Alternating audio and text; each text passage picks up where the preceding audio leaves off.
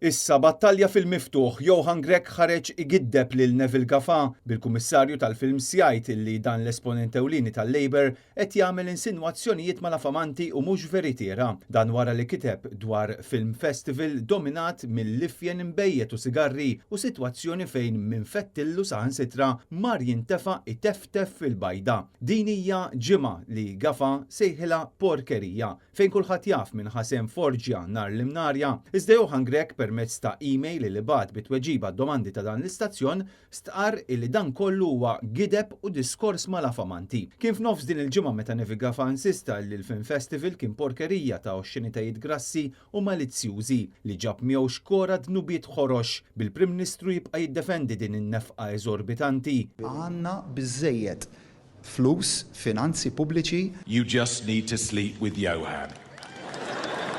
Neville Gaffin spjega li l-festival matul il-ġimgħa kien organizzat fil-Forti Ricasoli u ġie jiswa 5 miljun euro fil-waqt li allega wkoll li serata ta' premjijiet weħida ġiet tiswa 8.5 miljun euro. Gaffin saħaq illi b'14 miljun illi nefqu Owen Bonnici u Johan Grek kienu jibnu skola ġdida jew issir estensjoni fl-Isptar Mater Dei jew saħansitra jinbidlu l-cables tad-dawl li reġa' qed jinqata' bla doċċ. Iżda Johan Grek qed jibqa' jgħid illi dan huwa biss gideb. Min-naħa l-oħra xorta ma weġibx kemm ġie jiswa l-Film Festival u kemm ġiet tiswa bi preċiż is-serata tal-Film Awards illi tqasmu f'Manuel Island.